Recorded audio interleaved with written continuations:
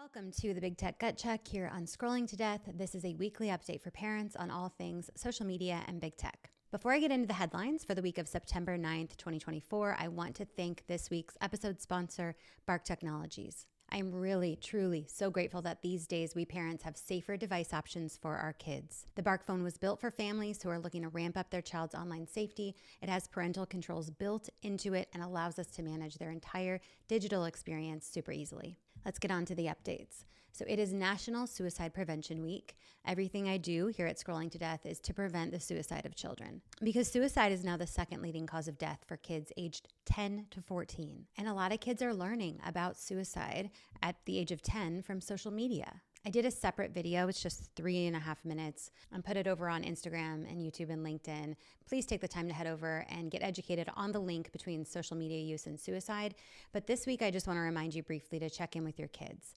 If they are experiencing any anxiety or depression, or even no signs at all, it is extremely important to ask them if they're okay. Ask them if there's anything you can do to help them. Ask them about their tech use. Also monitor their screens and their social media. Because when it comes to social media, it's not a matter of if, but when your child is going to get served with harmful content. Okay, so you've been hearing a lot about phones in school in the past few months. But what about school-issued devices? This is something that came to a head for me this week when I found a self-harm video being promoted to my daughter on her school-issued iPad during a spot check I did in her classroom. I was prompted to do a spot check because another student was served an ad for an AI girlfriend that featured a completely nude woman. After years of concern just building about these devices, I am now 100% sure that my children are in harm's way when given devices at school.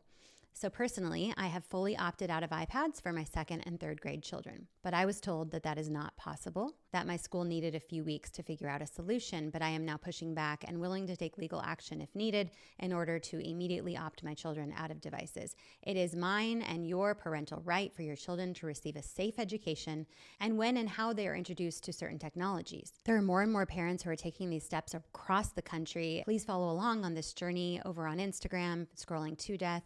I just also interviewed attorney Julie Liddell with the EdTech Law Center to answer dozens of questions I received from parents like you, questions about our rights as parents related to schools and tech. That interview will be available in the next day or two. Okay, moving on. This week, the attorneys general from 42 U.S. states have demanded that Congress slap a Surgeon General's warning label on social media apps. They're saying that the algorithm-driven social media platforms are threatening the safety of our kids, and parents need to know about it. This warning label is similar to what is already placed on cigarette packs, since we now know that 3 or more hours per day spent on social media doubles our kids' risk for depression and anxiety. I like this idea. I do think that parents will think twice about allowing their children free reign on social media if there was a very clear warning label. But obviously, this isn't going to clear up all the harms of social media. It's just one step. Another major step to protect kids from social media harms is the Kids Online Safety Act, or KOSA. This bill passed in the Senate 91-3 with bipartisan support. Next, it needs passage in the House. I am personally traveling to DC next week with many parent advocates and organizations to meet with House members in their offices and ask them to co-sponsor KOSA. If you are not familiar with KOSA, scroll back to my recent interviews with either Alex Fraser or Patrick Leiden or Senator Ted Cruz. I have a really informative one coming this Monday with Josh Golan that answers a ton of questions about the bill. Josh actually explains specifically how our children will be protected if KOSA were to pass. Next up, I want to talk briefly about TikTok, who will be appearing in U.S. appeals court on Monday. TikTok has sued the U.S. government to try to overturn a law requiring TikTok's parent company ByteDance to divest ownership by January 19th, or we will remove it from our app stores here in the U.S. TikTok is arguing that the law is unconstitutional, believing that it violates the user's right to free speech under the First Amendment. This is a crock of shit. Since TikTok has sued us, tons of studies are revealing things, and national security experts are sharing with us that TikTok is not only being influenced by the Chinese Communist Party, that the CCP itself is censoring TikTok so that TikTok users' opinions line up with pro-China sentiment. The fact that the Chinese Communist Party, the CCP, has full access to the data of 170 million Americans is extremely concerning. We should all be in favor of TikTok being sold to a company that is not connected to an adversarial nation. There are wonderful companies like Project Liberty who are putting together a people's bid to buy TikTok and make it safer.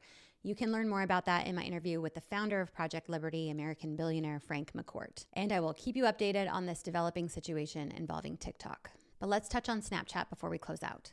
So Snapchat has a lot of harmful features, but what I want to talk about today is their My AI chatbot. This was rolled out in February of 2023 and is powered by ChatGPT. Snapchat says that My AI can answer trivia questions, offer advice on the perfect birthday gift, or help plan a hiking trip.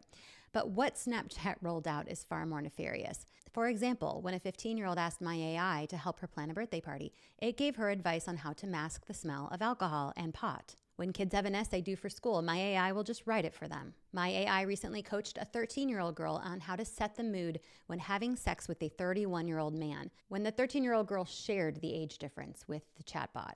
After some of this was exposed, Snapchat's own spokesperson said My AI is an experimental product for Snapchat Plus subscribers. Please do not share any secrets with My AI and do not rely on it for advice. But Snapchat did not roll back My AI after these issues. They made it available to all users. So parents, this is your reminder that Snapchat My AI is not safe. You can go to settings in Snapchat to remove My AI from your child's account. And like I said, the My AI chatbot is only one of the dozens of harmful features of Snapchat. Like their most recent update that Snapchat will begin serving ads within private messages. That's something to warn your children about. To learn more about Snapchat, please listen to my interview with attorney Laura Marquez Garrett. It's called Snapchat is a Scam and is available now. That is all I have time for today on the Big Tech Gut Check here at Scrolling to Death. Thank you for getting educated on the platforms that our children are spending their time on. Thank you for being open to this conversation and to taking steps to protect your child online. I will catch you next week.